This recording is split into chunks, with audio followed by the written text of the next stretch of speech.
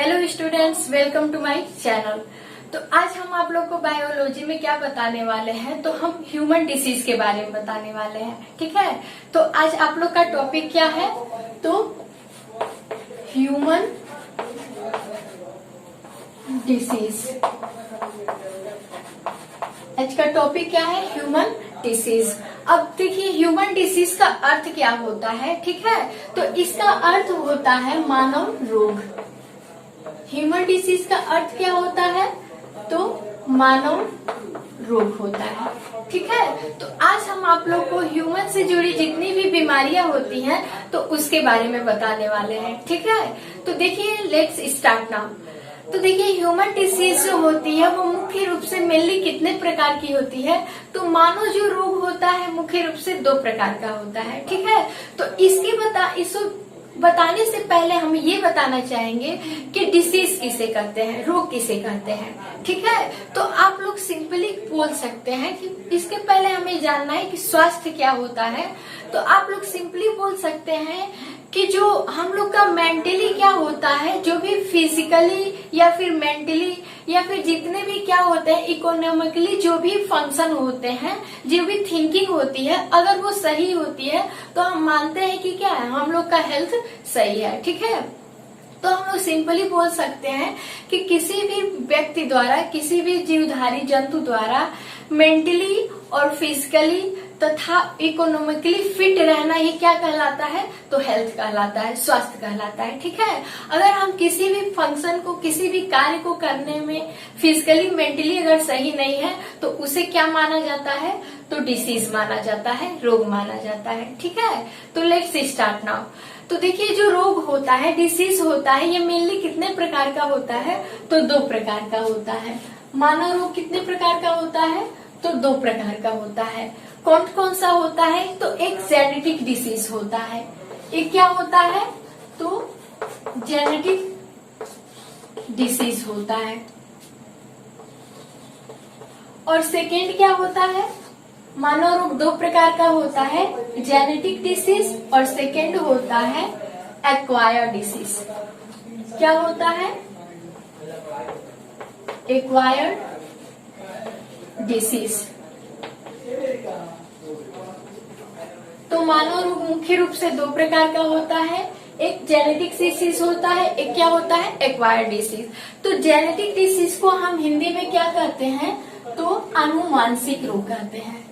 Genetic disease को हिंदी में क्या कहते हैं, तो आनुवांशिक रोग कहते हैं। ठीक है, और वही बात की जाए दूसरा जो एक्वायर्ड डिसीज होता है तो उसको हम हिंदी में क्या बोलते हैं, तो इसे हम हिंदी में अर्जित रोग बोलते हैं। इसे क्या बोलते हैं, तो अर्जित रोग बोलते हैं। ठीक है, अब हमें समझना है कि ये जेनेटिक डिसीज क्या होता है, व्हाट इज जेनेटिक डिसीज, आनुवांशिक रोग क्या होता है।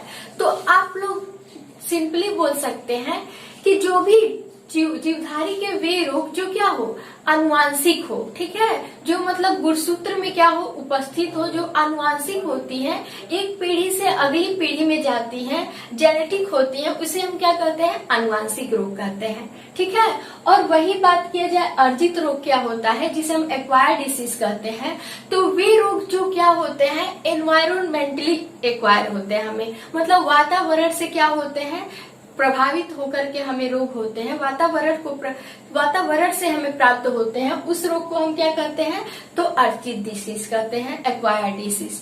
ठीक है, अब देखिए नेक्स्ट क्या है, ये जो आनुवांशिक रोग होता है, जो जेनेटिक डिसीज होता है, ये बाई बर्थ होता है। ये क्या होता है, तो बाई बर्थ होता है, मतलब जन्म से होता है। ये जो आनुवांशिक रोग होता है ये क्या होता है, आनुवांशिक मतलब पीढ़ी दर पीढ़ी होता है और ये जन्म से होता है। लेकिन बात किया जाए ये एक्वायर्ड डिसीज जो होता है, अर्जित रोग होता है, तो अर्जित रोग होता है वो जन्म के बाद किसी भी टाइम क्या हो सकता है, जो हमें वातावरण से एक्वायर होता है। ठीक है, तो अब देखिए हमें नेक्स्ट ये जानना है कि जो एक्वायर्ड डिसीज होता है ये कितने प्रकार का होता है। ठीक है, तो देखिए एक्वायर्ड डिसीज होता है ये मेनली 2 प्रकार का होता है। एक्वायर्ड डिसीज कितने प्रकार का होता है? तो 2 प्रकार का होता है, ठीक है। कौन कौन? एक इन्फेक्शियस होता है, एक नॉन इन्फेक्शियस होता है। एक्वायर्ड डिसीज कितने प्रकार का होता है? तो 2 प्रकार का। पहला क्या होता है? इन्फेक्शियस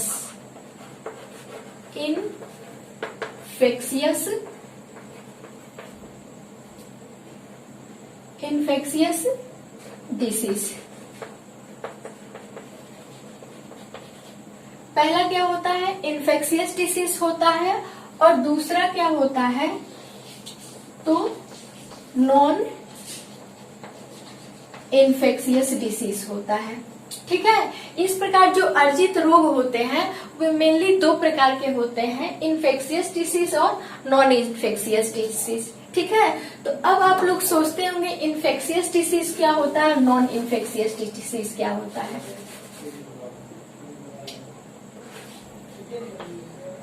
ठीक है, तो देखिए जो इन्फेक्शियस डिसीज होता है इसे हम क्या कहते हैं? तो संक्रामक रोग कहते हैं। इसे हम क्या कहते हैं? तो संक्रामक रोग कहते हैं। इन्फेक्शियस डिसीज को हम क्या कहते हैं? संक्रामक रोग कहते हैं। और वही बात किया जाए नॉन इन्फेक्शियस की, तो इसे हम क्या कहते हैं? असंक्रामक रोग।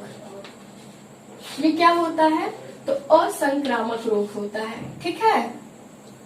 अब देखिए इन्फेक्शियस डिसीज होता है, ये इन्फेक्शियस डिसीज के क्या रीजन होते हैं? कौन से ऐसे ऑर्गेनिज्म होते हैं जो हमें क्या पहुंचाते हैं? इन्फेक्शन पहुंचाते हैं, इन्फेक्शियस डिसीज पहुंचाते हैं, मतलब संक्रामक रोग। तो देखिए जो इन्फेक्शियस डिसीज फैलाने वाले जो माइक्रोस्कोपिक ऑर्गेनिज्म होते हैं वो कौन कौन से होते हैं? तो क्या होते हैं? बैक्टीरिया। ये क्या होता है? बैक्टीरिया होता है। सेकेंड क्या होता है? तो वायरस होता है। और थर्ड क्या होता है? तो थर्ड आपका क्या होता है? फंगल होता है, फंगल डिसीज। और फोर्थ क्या होता है? तो प्रोटोजोअन डिसीज होता है। क्या होता है? तो प्रोटोजोअन डिसीज होता है। ये सारे क्या होते हैं? इन्फेक्शियस डिसीज को फैलाने में क्या करते हैं? मदद करते हैं, ठीक है।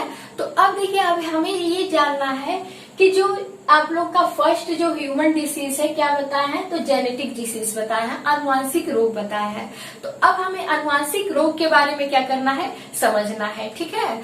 तो देखिए जो आनुवांशिक रोग होता है आप लोग को अभी रिसेंटली बताया है कि आनुवांशिक जो रोग होता है वो क्या होता है? जन्म से ही होता है। और वो किसकी गड़बड़ी के कारण होता है? तो क्रोमोजोम मतलब गुणसूत्र की क्या होता है? गड़बड़ी के कारण होता है।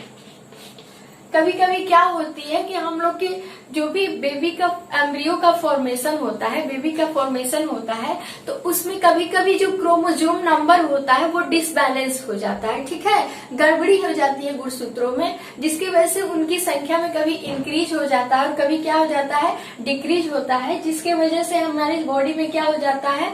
तो आप लोग का आनुवांशिक डिसीज होता है, ठीक है। तो अब हमें किसके बारे में पढ़ना है? तो आनुवांशिक डिसीज के बारे में पढ़ना है।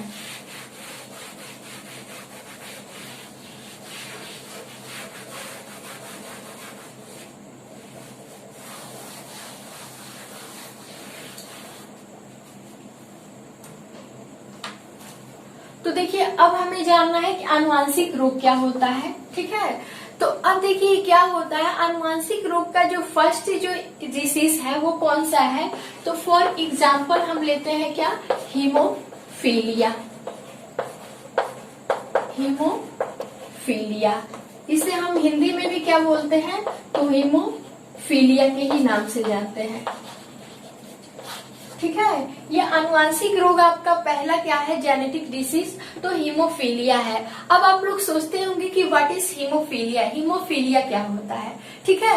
तो हीमोफीलिया एक ऐसा रोग होता है, ठीक है, जिसमें क्या हो जाती है, हम लोग के बॉडी में जो ब्लड होता है उस ब्लड में प्लेटलेट सेल की जो संख्या होती है वो क्या हो जाती है, घट जाती है। ठीक है, जिसकी वजह से हम लोग के बॉडी में क्या होता है, ब्लड जो क्लोटिंग होता है वो क्या हो जाता है, तो रुक जाता है। ठीक है, तो ब्लड क्लोटिंग अगर रुक जाता है तो वही व्यक्ति में का कहीं भी हाथ पैर अगर कट जाता है तो बॉडी से बहुत सारे ब्लड क्या हो जाते हैं, बह जाते हैं, जिसकी वजह से क्या होता है, हम लोग के शरीर में ब्लड का क्या होता है, ज्यादा हानि हो जाता है और इससे रोगी की क्या हो जाती है, मृत्यु हो जाती है।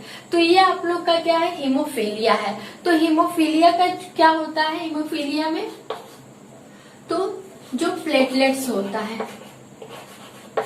होता है इसकी क्या आ जाती है, तो कमी आ जाती है। ठीक है, अब देखिए ये क्या होता है, हीमोफीलिया को हम कई नामों से जानते हैं। ठीक है, हीमोफीलिया को हम दूसरे नाम से क्रिसमस डिसीज के भी नाम से जानते हैं।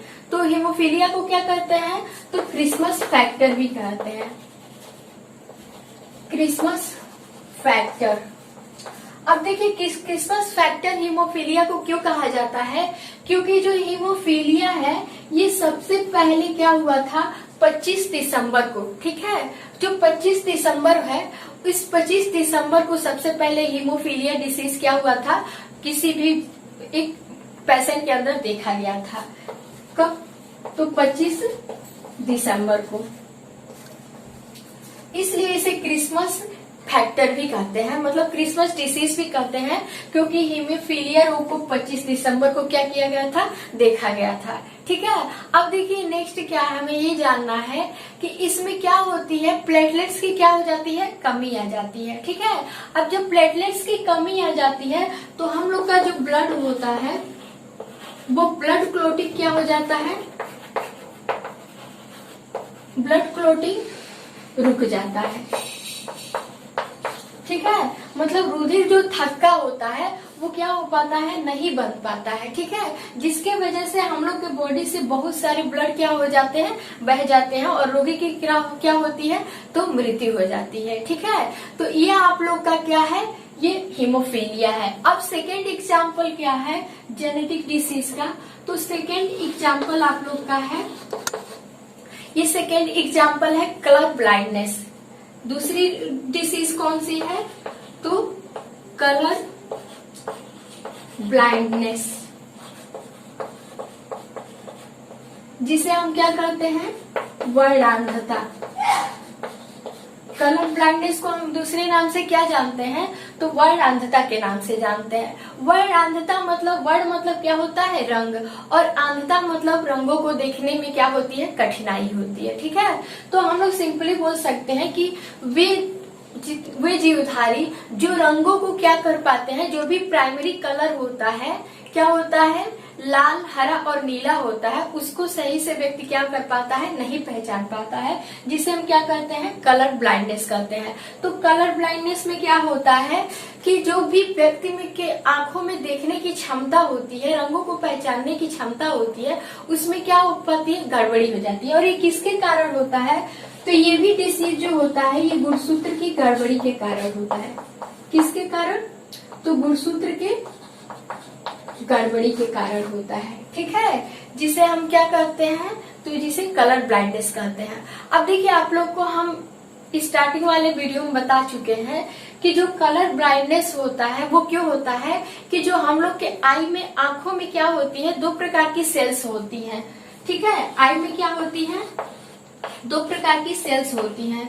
कौन कौन सी, एक क्या होता है, रॉड सेल होता है, और एक क्या होता है, कोन सेल होता है। ठीक है, तो रॉड सेल जो होता है वो क्या, किसी भी अंधेरे में वस्तुओं को देखने में हमें क्या करता है, मदद करता है। लेकिन बात की जाए कोन सेल की, तो कोन सेल क्या काम करता है, तो हम लोग को रंगों को पहचानने में मदद करता है। क्या करता है, रंगों को पहचानने में मदद करता है। ठीक है, तो इसी की कोन सेल के डिफेक्टिव होने के कारण क्या होता है कि जो कोन सेल होती है इसके डिफेक्टिव होने के कारण, निष्क्रिय होने के कारण हम लोग के बॉडी में क्या हो जाता है, तो कलर, हम लोग के आंखों में क्या हो जाता है, कलर ब्लाइंडनेस हो जाता है। ठीक है, एग्जाम्पल क्या है, कलर ब्लाइंडनेस, जिसे हम क्या कहते हैं, वर्णांधता कहते हैं। ठीक है। तो इसमें क्या होता है, ये गुणसूत्र की गड़बड़ी के कारण होता है, और इसमें जो भी हम लोग को देखने की क्षमता होती है कौन से, तो ब्लू, ग्रीन, और क्या होता है कि इसमें जो भी रेड कलर होता है, क्या होता है, ब्लू, ग्रीन और जो रेड कलर होता है, इसको देखने में हमें क्या होती है, कठिनाई होती है। ठीक है, इसको देखने में हमें क्या होती है, कठिनाई होती है। ब्लू को हम ग्रीन मान लेते हैं, और ग्रीन को क्या मान लेते हैं, रेड मान लेते हैं, और रेड को क्या मान लेते हैं, ग्रीन, और ग्रीन को क्या मान लेते हैं, ब्लू मान लेते हैं। तो इस तरह से हमें रंगों को पहचान नहीं कर पाते, और किसके डिसेक्टिव होने के कारण, निष्क्रिय होने के कारण, तो हम लोग के आंख में जो क्या होती है, कोन सेल होती है, कोन सेल क्या होती है, निष्क्रिय हो जाती है। इसी कोन सेल के निष्क्रिय होने के कारण हमें क्या हो जाता है, वर्णांधता हो जाता है। मतलब किसी भी वस्तु के हम कलर को क्या कर पाते हैं, नहीं पहचान पाते हैं। और वो कौन सा कलर होता है, तो प्राइमरी कलर होता है। मतलब क्या होता है, नीला, हरा और लाल रंगों को पहचानने में क्या होती है, कठिनाई होती है। ठीक है, तो देखिए अब हमें नेक्स्ट ये जानना है कि ये जो अब नेक्स्ट जो डिसीज है वो कौन सी है। तो आप लोग का क्या था, कलर ब्लाइंडनेस था। अब नेक्स्ट डिसीज कौन सी है, जो हम लोग की आनुवांशिक डिसीज है, जिसे हम जेनेटिक डिसीज बोलते हैं। तो कौन सा है, तो क्लाइनेफेल्टर डिसीज।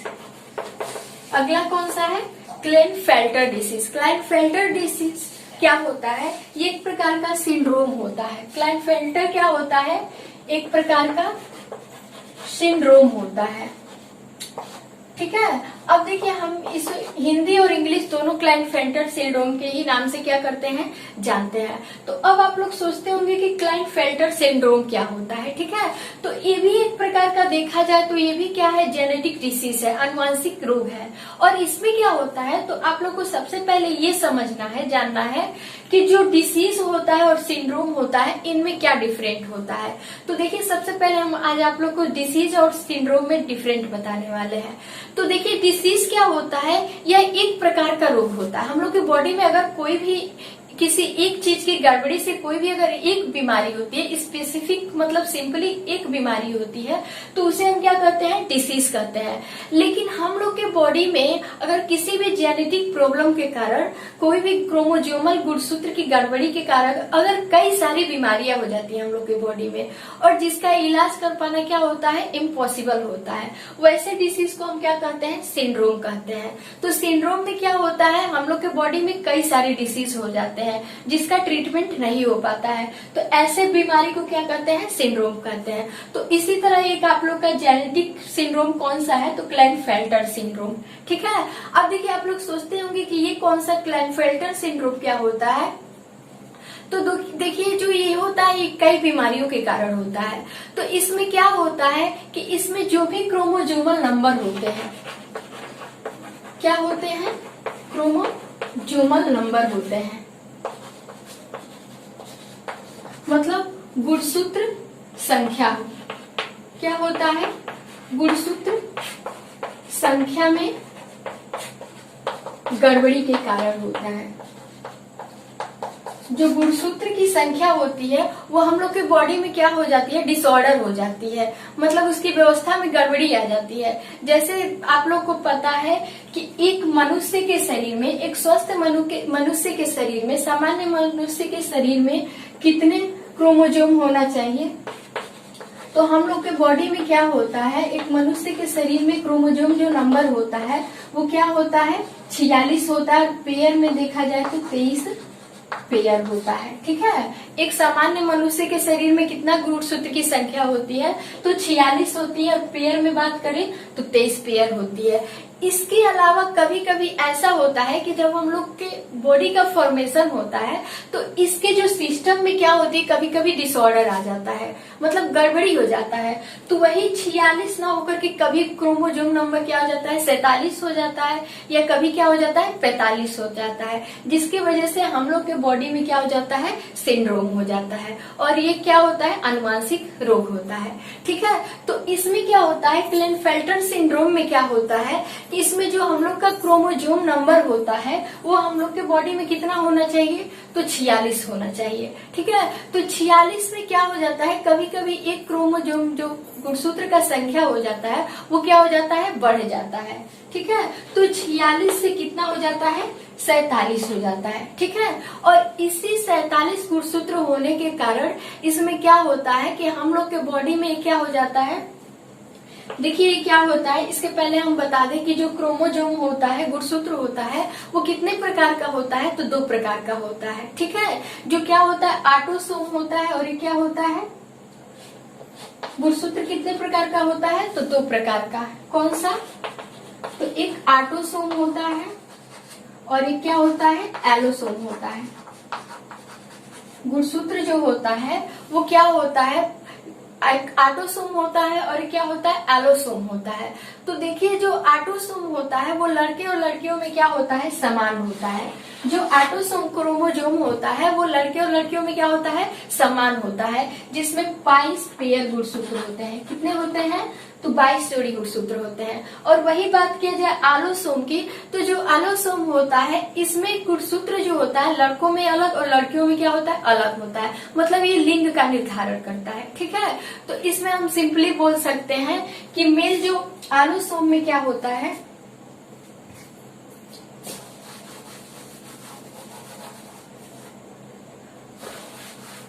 गुणसूत्र नंबर कितना होता है, गुणसूत्र जो होता है 2 प्रकार का होता है। कौन सा, ऑटोसोम और ये क्या होता है, एलोसोम। तो ऑटोसोम में क्या होता है, गुणसूत्र क्या होता है, लड़कों और लड़कियों में क्या होता है, समान होता है।